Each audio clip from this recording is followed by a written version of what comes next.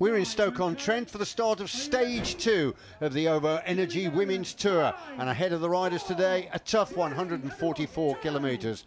Well, yesterday the race started with 99 riders. We lost 6, so 93 are rolling away today. Now then, Sharon, what kind of a day do you think we're going to get? I think we're going to see a much more aggressive race today.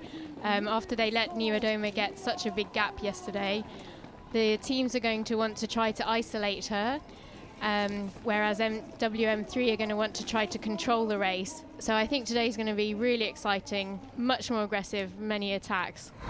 Here we go, coming up to the line, and it's going to be contested and quite fiercely as well, and it's Jackson on the front. Jackson looking to take this. Jackson does take it. In second place it was Trevisi. Yes. So 3 points and 3 seconds to Jackson. Interesting to see those two sprint because they're quite low on GC, so it doesn't matter, but maybe they want to try for the classification. Now this is the charge to the line then for the third position, and inevitably we have got Katie Archibald in the mix again here, and it looks like Archibald's going to take the 1 point and the 1 second. If she does, that'll be a payback for yesterday, because she got 2 fourths yesterday, but she does get third over the line. So Katie Archibald finishes third. And you could see Jolien de Hoor there from Wiggle also trying to contest for that, so it's a great second there for Katie. And they are approaching the second sprint at Cheadle. That's at 94 kilometres. Yeah, it'll be interesting to see if they're going to go for these points. As I said, this is a good group. It could stay away for some time. Yeah, we got Mazuras there, the Luxembourg champion.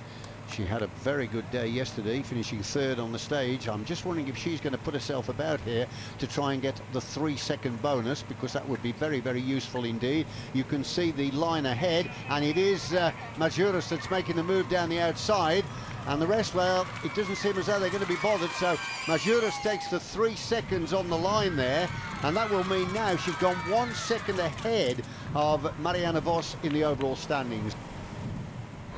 Just forward a bit on the peak of the saddle there, which is always a telltale sign that the pressure is being applied, and you can see the effort here by the brace of riders that, well, trying to make inroads into the advantage that Brand is carving out, but at the moment they don't seem to have an answer for it. No, there's still a steady gap in between them. Interestingly, Trixie Worak's, I think, probably one of the most experienced riders in the peloton. She's been riding, I think, since about 2003, which is incredible. And she had a horrific accident last year and actually had to have her kidney removed, and still went to the Rio Olympics, which was really incredible. So remember what I said, it's 4.3 kilometres long, this, and when they get to the summit there will be 40 kilometres of racing to go. So the way these two hills are placed on the stage, it is a perfect platform to try and develop a winning move. Yeah, I think this is going to be a very decisive part of the race here, and of course we can see Lucinda's just still working really hard. She's maintaining that gap. And of course it will be interesting, much easier on the descent if you're alone and it's a bit wet. So there we are, you can see the flags blowing in the breeze as we come to the summit of the climb, and there's 10 points waiting here for Brand, who didn't pick up any points in the Queen of the Mountains yesterday, but she's opened her account nicely there with 10 points. Remember, the leader overnight in this competition is Audrey Cordon of Wiggle High 5, who won both climbs on stage 1. Second over the top there is Worak, and third Mazuras. There's a certain amount of fluidity here with riders coming up to this group and riders falling back as we look at Brand cresting the summit and 10 points in the bag, and I tell you what, she'll be glad to see that line. She will, and she loves descending, so she's going to enjoy this descent as well. Well, Anna van der Breggen is on the far side of this group. She's wearing the jersey as the World Tour leader. There she is on the extreme left, and Longo Borghini is in this group, and coming up as well is Audrey Cordon. You can see here too that this is quite a dangerous move for Niewiadoma because she's been isolated. There's no other WM3 rider with her at the moment. I don't think that seemed to bother her. There was nobody with her yesterday. No, that's very true, and she doesn't look too phased. But look at this.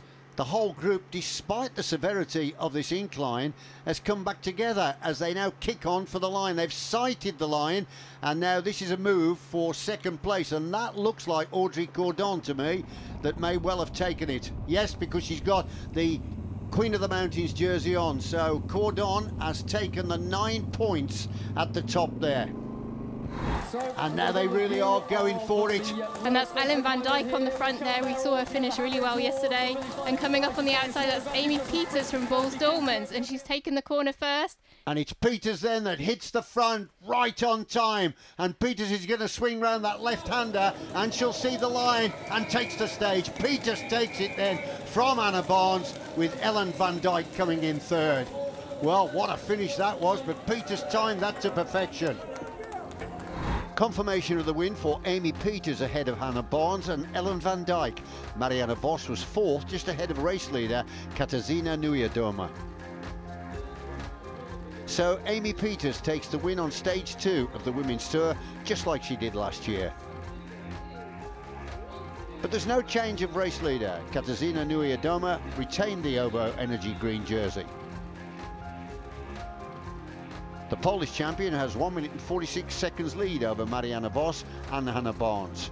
The Dutch duo of Ellen van Dijk and Amy Peters are a couple of seconds further back, with Ashley Millman-Passio and Alice Barnes at 1:52.